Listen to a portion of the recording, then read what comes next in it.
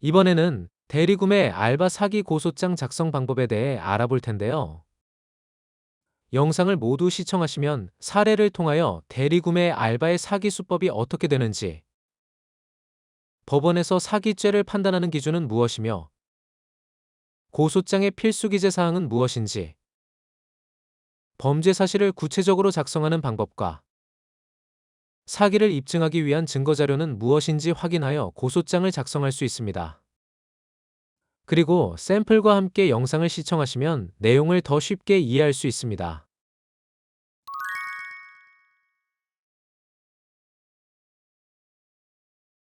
30대 여성 황모 씨는 초등학생 자녀를 둔 가정주부로 인터넷 구직 사이트에서 재택 아르바이트를 알아보던 중 PC나 스마트폰만 있으면 누구나 할 수 있다는 쇼핑몰 대리구매 구인 광고를 발견하였습니다.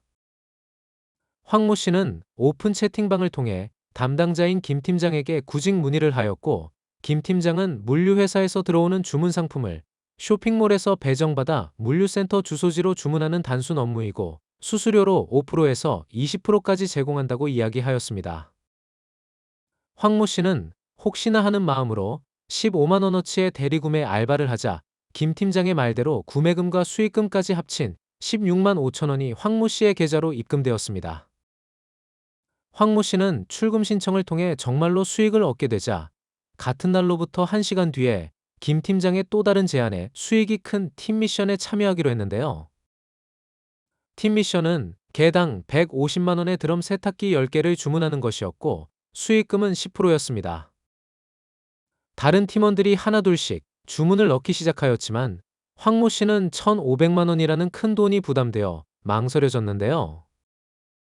그러자 김 팀장은 계속 망설이면 다른 팀원들에게 피해가 간다며 황모 씨를 독촉하였고, 결국 황모 씨는 자신의 마이너스 통장에서 1,500만 원을 쇼핑몰 충전 계좌로 입금한 다음 드럼 세탁기 10개를 주문했습니다.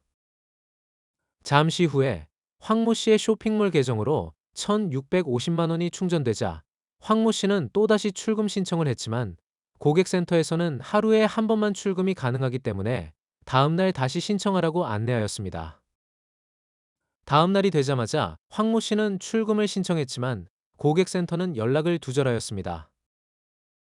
다급해진 황모 씨가 김 팀장과 대화하던 오픈 채팅방과 팀 미션방을 확인했지만 이미 채팅방도 모두 사라졌으며, 같은 피해자인 줄 알았던 팀원들도 모두 한통 속인 것을 깨달았습니다. 황모 씨는 정말 필요할 때 사용하려고 받은 대출금 1,500만 원을 아르바이트 사기로 하루 만에 잃어버렸고, 죄책감과 괴로움에서 벗어나기 위해 형사고소하기로 결심합니다.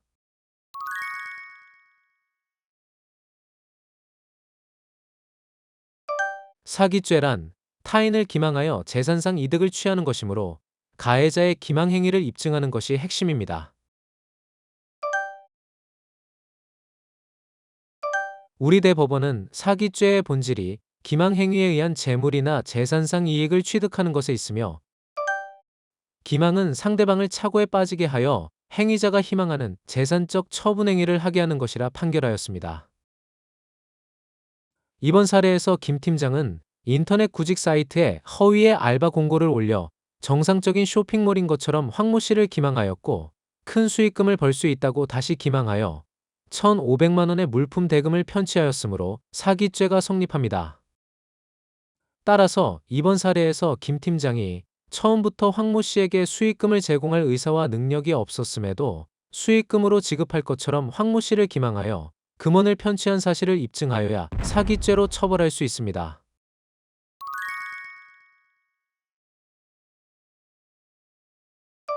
고소장이란 범죄의 피해자 또는 고소할 권한이 있는 사람이 범죄 사실을 수사기관에 고소하기 위한 서류입니다.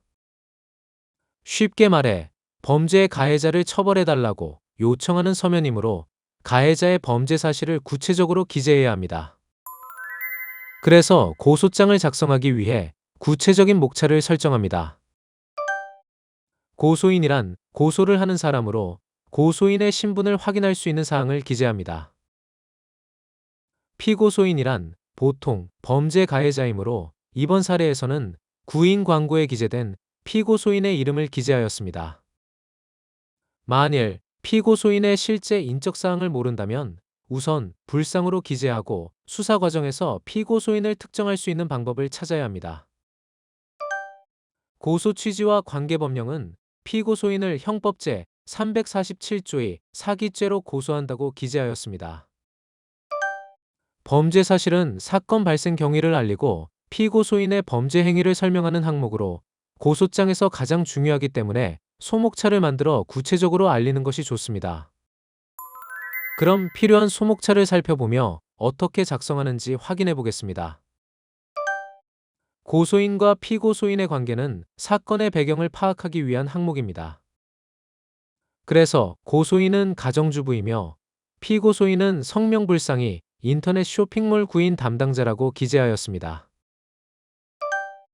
이 사건의 경위는 사건이 발생한 일시와 장소, 그리고 피고소인이 어떤 방법으로 범죄 행위를 저질렀는지 구체적으로 작성하는 항목인데요.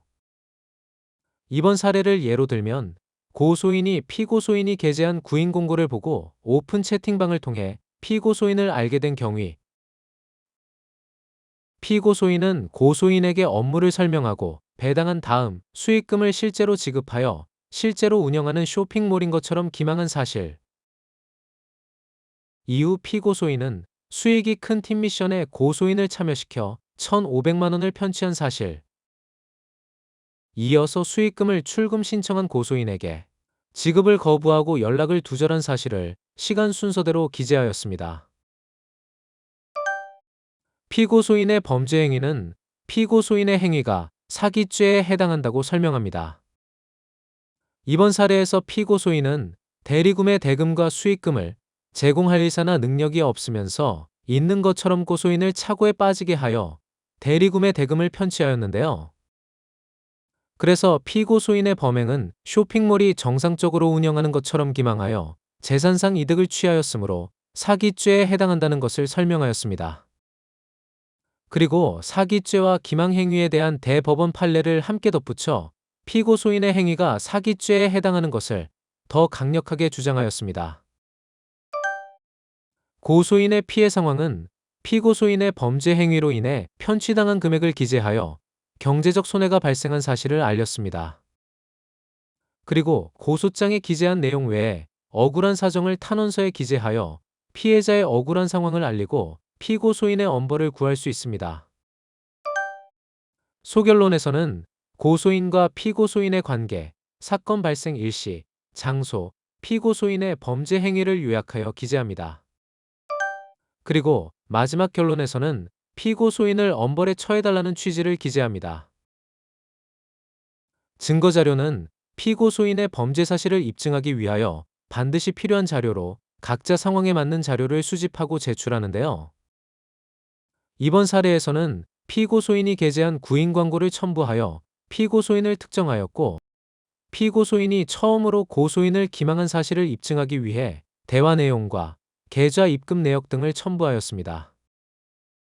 그리고 두 번째 기망으로 금원을 편취한 사실을 입증하기 위한 대화 내용과 계좌 입금 내역을 첨부하였고, 마지막으로 고소인이 출금 신청을 하자 핑계를 대며 지급을 거부하는 고객센터의 대화 내용을 첨부하여 피고소인의 편취 의사를 입증하였습니다. 이렇게 사기죄는 피고소인의 기망과 편취 의사를 보여줄 수 있는 자료나 송금 확인서 또는 입금 내역서를 통해 피해 금액을 특정하는 자료를 함께 제출하는 것이 좋습니다. 다음, 관련 사건의 수사 및 재판 여부는 각 항목을 보고 해당하는 사항에 표기합니다.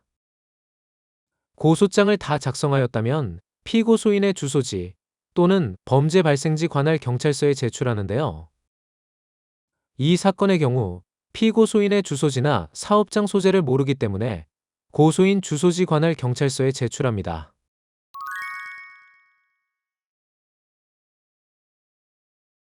이번 영상에서는 대리구매 알바 사기의 고소장 작성 방법에 대해 알아보았는데요. 사기죄 고소장은 피고소인이 고소인을 기망한 행위, 그리고 기망으로 인하여 고소인이 재산을 처분한 행위를 구체적으로 알리고 입증하는 것이 핵심입니다. 그럼 여러분들도 용기를 내어 고소장을 작성해 보세요.